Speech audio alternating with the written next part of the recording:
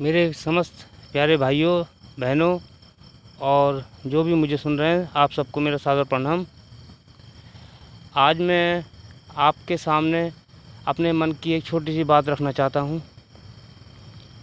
जिस तरह से हमारे देश का माहौल अभी ख़राब होता चला जा रहा है, कुछ सांप्रदायिक ताकतों की वजह से, कुछ गंदे लोगों की वजह से, तो हम लोगों को अब अपने बच्चों को किसी भी तरह का ये नृत्य, जिसे मैं मुजरा कहता हूँ, इस तरह की कला का अब त्याग कर देना चाहिए।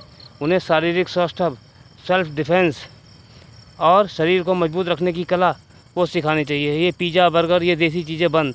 अगर हम अपने आप को हिंदुत्व की श्रेणी में लाना चाहते हैं तो हमें हिंदुत्व के खाने पीने का, रहने सहने का, वस्त्रों तक का। सबसे बड़ी समस्या हमारे समाज में वस्त्र की है, और किसी समाज में कपड़ों की ऐसी धज्जियाँ नहीं उड़ाई गई हैं जैसे हिंदू धर्म में उड़ाई गई हैं। अगर कोई सामने से अचानक आ भी जाता है, मुझे मालूम है मेरी बातें बहुत लोगों के मन में चुभ जाएंगी, गलत कमेंट भी आएंगे, लेकिन जब अगर सामने से अगर कोई हमारे आता है अभद्र कपड़ों में, तो हमारी सबसे पहले नज़र कहाँ पड़ेगी उसको। अब वो बहन बेटी कोई भी रहने दो, तो हमें अपने आप को बदलना बहुत ज़रूरी है। वस्त्रों से लेके भोजन तक, शिक्षा व्यवस्था से लेके अस्त्र और शस्त्र तक, समझे। ये डांस और नृत्य को छोड़ के शारीरिक स्वास्थ्य तक, ये सब हमें करना होगा भैया, तभी हम अपने देश की नींव रख पाएंगे। देश के बॉर्डर पे खड़ी है सेना लड़ने के लिए, अंदर पुलिस प्रशासन है, सरकारें अपना अपना काम कर रही हैं। अभी हमसे कुछ करने के लिए सरकार ने कहा नहीं है, तो हमें अपने शब्दों पे कंट्रोल रखना है। किसी भी तरह की कोई भी सामाजिक भावना को भड़काना नहीं है, किसी भी धर्म के बारे में कोई टिप्पणी नहीं करनी है। धर्म का अर्थ सबको बताना है कि धर्म का अर्थ वही है, धार्मिक आदमी वही है जो किसी धर्म के ऊपर गलत टिप्पणी नहीं करता। और एक दो कमीने, कुत्ते, सुअर तो वो हर परिवार में होते हैं, किसी एक धर्म में नहीं, हर परिवार में होते हैं, चाहे वो हिंदू का परिवार हो, चाहे वो मुसलमान का परिवार हो। तो उन एक दो लोगों की वजह से हम किसी भी समाज को बाइकाट नहीं कर सकते। हिंदू धर्म में भी हैं जिनकी काम ऐसे हैं कि हमें आहत करते हैं, कहते हुए शर्म आती है कि इसने हिंदू धर्म में जन्म लिया। कुछ लोग और धर्मों के भी ऐसे हैं जिन्हें देख के, मतलब जिन्हें, और क्या मैं आपको बोलूं, आपको तो उदाहरण भी पता होंगे। जैसे हमारे अबुल कलाम आज़ाद थे,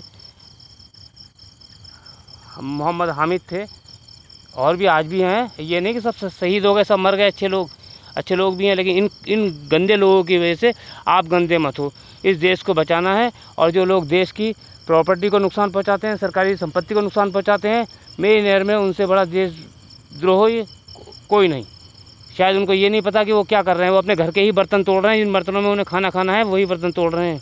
तो हमें अपने हिंदू को बचाने के लिए अपनी जो डेली की हमारी रूटीन है उनको चेंज करना होगा। बच्चों की सोच बदलनी होगी। अब मैगी, पिज़्ज़ा, पास्ता को छोड़ के उन्हें मजबूत मोटा अनाज खिलाना होगा, एक्सरसाइज करवानी होगी, ठुमके ना लगवा के, गाने चलवा के, डिस्को ना करवा के उनसे उठक बैठक लगवानी पड़ेंगी, व्यायाम करवाना पड़ेगा, यदि हमें अपने आने वाले समय में अपने देश को सुरक्षित चाहिए तो। नहीं तो हमारी नस्ल तो ऐसी बर्बाद हो गई। इस समय ग्रुप में कहते हुए भी शर्म आएगा कि ऐसे ऐसे कर्म हो गए इन लड़कों के कि पैंट कमर पे से नीचे सरकी जाती है, जुल्फ़े देखो लंबी लंबी। अगर कह दो कि बेटा 4 उठक बैठक लगा, तो बेटे की आंखें निकल जाएंगी। जब पैदा हुए तो खुश हुए माँ बाप कि बेटा हुआ है, और कर्म देखो लड़कियों से बदतर। हमें खुद को सुधारना होगा। अगर हिंदुत्व कहना है तो हिंदुत्व का नाम हमें बना के रखना है, हमें उसका नाम ख़राब नहीं करना। अगर आदमी बैठा हुआ गलत काम कर रहा है, वो कहेगा कि मैं ब्राह्मण हूँ, मैं हिंदू हूँ, तो वो नाम ख़राब करना ही हुआ। सामने देखने से लगना चाहिए। हिंदुत्व और हिंदू, इन दोनों में ज़मीन और आसमान का फ़र्क है। हिंदुत्व की जो परिभाषा दी थी वो वीर सावरकर जी ने दी थी, जिन्होंने बहुत लंबे चौड़े क्षेत्र को ये कहा था कि यहाँ से लेकर वहाँ तक पूरे इस क्षेत्र को जो अपना समझेगा वही हिंदू है और वही हिंदुत्व है। तो हिंदुत्व की परिभाषा यह है कि अपने देश की रक्षा करो। अब अपने जगत गुरु शंकराचार्य जी ने चारों धामों का भ्रमण किया और हिंदुओं के लिए आदेश जारी किया कि ये 4 धाम हिंदुओं के मुख्य तीर्थ हैं। वो उन्होंने इसलिए कहा कि ये तीर्थ की वजह से अपने धर्म के लोग पूरे देश में भ्रमण करते रहें, घूमते रहें। पर उन्हें नहीं पता था कि बच्चों को लेके 50,000 रुपये खर्च करने मनाली जाएंगे। तीर्थ स्थलों पर जाते हुए बेइज्जती महसूस होती है। वहाँ जाएंगे जब चिड़ी फटी का सौदा होगा, भगवान ये ले 10 रुपये, मेरे बच्चे को पास कर दे, भगवान ये ले वो कर दे। अरे रोने के बाद जो व्यथा है उसको बताने से फ़ायदा क्या, जब तुम्हें रास्ता बताया हुआ है। मैं नहीं रास्ता बता रहा हूँ, धर्म ने बताया हुआ है, शास्त्रों ने बताया हुआ है, आपको जीने का तरीका बताया हुआ है। हिंदू धर्म कोई एक छोटी सी किताब में तो सिमटा हुआ है नहीं, तो आप उसको पालन करो। देश आगे जाना है, आगे बढ़ना है। वो जो ऊपर की कुर्सियों पे बैठे हैं, दिन रात मेहनत कर रहे हैं, हम तो सोच भी नहीं सकते वो कितनी मेहनत कर रहे हैं, कितना प्रेशर उनके ऊपर होता होगा। और हम यहाँ पे हिंदुत्व को बदनाम कर रहे हैं अपने देश में बैठ के। हिंदुत्व की परिभाषा समझो, जानो। हिंदुत्व का मतलब लड़ना लड़ाना नहीं, हिंदुत्व का मतलब जो है मिलजुल के सांप्रदायिक ताकतों से अपने देश को सुरक्षित रखना। ये जो अराजक तत्व हैं इनसे अपने देश को सुरक्षित रखना, उसके लिए हमें कुछ भी करना होगा। हमें अपराधों को रोकना, जिस तरह सामाजिक अपराध हैं, रिश्वत हुई, चोरी, ये इस तरह के अपराधों को रोकना, इन पर नकेल कसना, इनकी शिकायत शासन प्रशासन को देना। और सचेत इतना रहना कि पता नहीं कब कौन सी चिड़िया आके तुम्हारे चोंच मार के चली जाए। तो इंसान को इतना एक्टिव रहना है कि अगर पत्थर भी उसकी तरफ आ रहा है तो वो फुर्ती से अपने आप को सेव कर सके। कहने का मतलब यही है, आत्मरक्षा में ध्यान दीजिए और बच्चों को भी आत्मरक्षा की ओर प्रेरित कीजिए, व्यायाम कराइए। बस और मैं आपसे क्या कहूँ, आहत होता हूँ अपने देश की स्थिति देख के।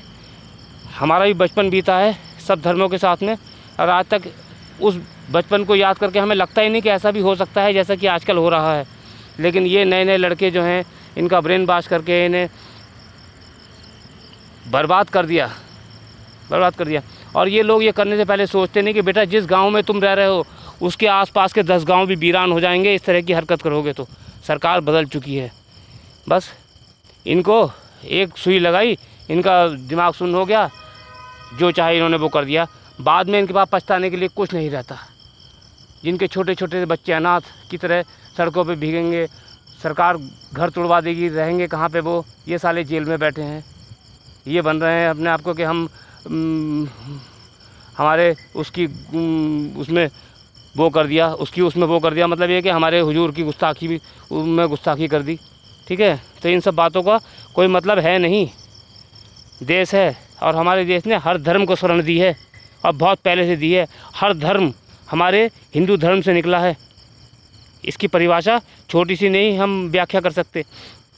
अगर कोई क्रिश्चियन बैठा है, किताब पढ़ रहा है, कोई आके कहेगा भाई वो क्रिश्चियन अपनी धर्म की किताब पढ़ रहा है, हम समझ जाएंगे वो बाइबल पढ़ रहा है। मुसलमान को बोलेगा हम समझाएंगे कुरान पढ़ रहा है। सरदार जी को कहेंगे भाई ग्रंथ साहब पढ़ रहे हैं। ठीक है, और हिंदू को अगर कहेंगे कि भैया वो हिंदू बैठा है, वो अपने धर्म की किताब पढ़ रहा है।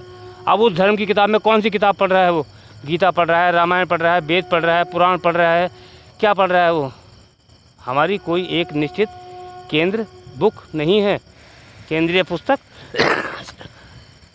सेंट्रल बुक नहीं है जिस पे हम ध्यान केंद्रित कर दें। और हो भी तो कैसे, बहुत विस्तारवादी हमारा हिंदू साम्राज्य रहा है, समाज हमारा बहुत पुराना, हर चीज़ के लिए एक अलग विज्ञान दिया हुआ है।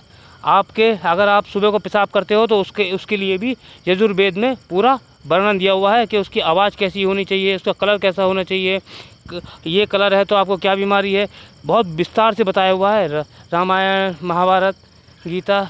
ठीक है, इन सब में। और चलो बहुत छोटी सी बात अपने मन में रखता हूँ, लेकिन रामायण में भी सिर्फ जब रामचंद्र जी समुद्र के पार करने के लिए पुल बना रहे थे तो उन्होंने वहाँ पे एक शिवलिंग की स्थापना की थी रामेश्वरम में। ठीक है, हाथ से। और पूरे रामायण की बता रहा हूँ। और महाभारत में अर्जुन के रथ के ऊपर सिर्फ हनुमान जी का झंडे पे एक तस्वीर थी और कहीं कोई ऐसा उल्लेख नहीं है कि किसी ने कहा हो। अब मेरी जो बात आपको मैं बताना चाह रहा था वो मैंने आपको बता दी। थोड़ा ध्यान रखिए, देश और समाज दोनों एक साथ चलने वाली चीज़ हैं और हमें एक ही साथ चलना पड़ेगा लेके उनको, हम अलग अलग नहीं कर सकते। ठीक है, इसको कहते हैं डिफेंस, ये है डिफेंस, क्योंकि मेरा डिफेंस कर चुका पहले कोई, तो मैंने जुगाड़ कर ही दिया। धन्यवाद।